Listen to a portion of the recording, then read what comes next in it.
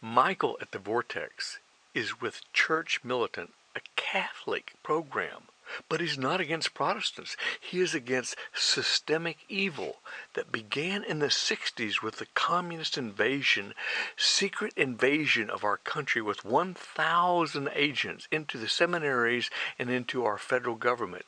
Listen to what he has to say. I'm Michael Voris. Millions of Catholics are waking up to the carnage in the church, looking around and saying, what happened? How did it get to this point? Valid questions, and they deserve valid answers. The church has had spiritual and temporal enemies from the very instant she emerged from the womb of Israel. Her divine founder was betrayed and murdered, her original disciples virtually all martyred, and first generations persecuted for centuries. All of the temporal hate, of course, was whipped up in the unseen world of the spiritual by her major nemesis, the serpent.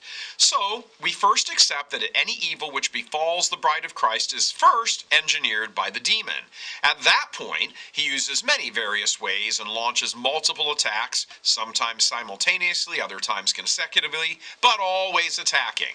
Sometimes the attacks are obvious and all-out frontal assaults, but other times it comes from spiritual espionage, a fifth column, infiltrators whose mission is to flip those already inside.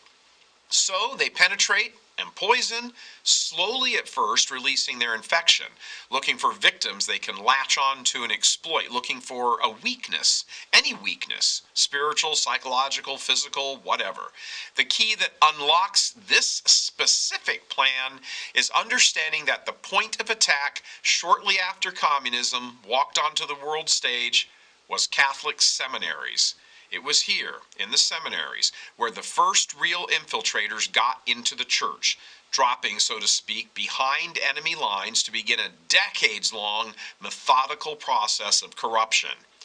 In truth, not only did communists do this in proven cases in Eastern European seminaries, but also in U.S. government departments all over the federal bureaucracy. In the United States, as testified to on camera with Church Militant by Alice von Hildebrand, over 1,000 communist agents over more than a decade infiltrated U.S. seminaries, many of them sexual deviants, homosexuals, pederasts, and so forth. The eventual goal was to have at least some of these men rise to levels of influence in the church where they could enlist other men in successive generations to carry on their work of dismantling the church. Seminaries of both diocese and religious orders were targeted and penetrated. The communist invasion behind the lines has proven to be enormously successful, and as the first generation passed the baton to the second generation, the strategy changed. It was no longer to recruit actual communists or communist sympathizers for the seminaries, with many original agents having planted deep roots of subversion in the church. All that was necessary moving forward was to enlist malleable, weak men and malform them in the faith. This is why gaining control of the seminary system was so vital. It ensured one poor crop of priests after another, some of whom would go on and become bishops, who with their poor formation would keep the cycle going without any further need for actual communists. So one by one, seminaries around the U.S. as well as other places in the world became houses of deformation, churning out tens of thousands of men who were malformed in the faith, while also screening out those who possessed true vocations, increasing the bad and eliminating the good. Part of the malformation involved dumping the writings of St. Thomas Aquinas and promoting the works of known dissidents. Cardinal Walter Brandmuller, in a recent interview with Catholic reporter Ed Penton, spoke of the beginning of open dissent in the seminaries in the late 1960s and moving forward. He said, quote, "I don't know why, but that was the time of dissenting lecturers. Jesuit Father Joseph Fuchs, Father Bernard Haring, and Father Charles Curran. They were offering their teaching. The boys listened to these lectures and then began practicing homosexuality. The North American College at that time was a center of homosexuality," closed quote.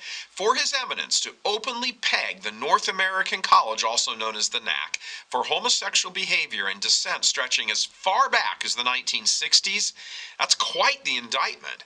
The NAC is considered the West Point of U.S. seminaries. Candidates there are often on the fast track to be bishops and so forth.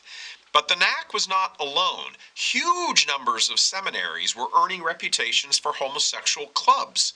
St. John's in Detroit under Cardinal John Dearden was so notorious it actually had to be shut down for showing gay porn videos each Wednesday night under the guise of human sexuality class. Notre Dame in New Orleans acquired the nickname Notre Flame. Mundelein in Chicago was a hotbed of gay activity among seminarians, not to mention various bishops, in true McCarrick style, cruising the corridors. The Pontifical College Josephinum in Columbus, Ohio, while under now Cardinal Blaise Cupich, from 1989 to 1996, was known all over the country for its gay subculture that was, in truth, more the dominant culture, supported by Cupich, according to multiple seminarians present while he was rector. The list of pink palaces is endless, and not just diocesan seminaries, but religious orders, houses of formations as well. Barely any of the major established orders was spared. Franciscan, Dominican, Jesuit, especially the Jesuits, churned out gay men like clockwork, as pro-gay Jesuit Father James Martin has gone on the record and admitted. The situation got so bad in the 1980s, the Vatican launched an investigation led by, among others, Pittsburgh Bishop Donald Wuerl. His and the team's conclusion was, in essence, well, while some edges need a little smoothing here and there, things are pretty good. Meanwhile, the destructive process set in motion decades earlier by communist plants was reaching a climax. The Catholic priesthood had been almost completely transformed, and over the years with it, the episcopate in America, as deformed and homosexual seminarians became deformed and homosexual bishops, who appointed homosexual rectors of their seminaries, and the cycle continued. These gay priests, many of them active, were placed in parishes and chanceries and schools throughout the church to continue the corruption. An important point is this: even if an individual priest is not homosexual, active or otherwise, he still has more than likely suffered through the philosophical and theological malformation which is still present today in so many seminaries. So he is ill-prepared to go into parish life and be another Christ to the people. He's taught to be an accommodationist, to leave the happy-clappy liturgies in place, to resist any longing for tradition in liturgy or catechesis. He has been raised as a modernist, by modernists, and that is all he knows. There are a number of ways at getting who was or is a bad actor in all of this, and one is to look at which bishops consecrated a new bishop. Oftentimes, the pedigree of a bishop can be easily determined by who consecrated him a bishop. It's not an ironclad rule, but more often than not, bad bishops beget more bad bishops. But another means of determining the Catholicity of a given bishop. The last thing I do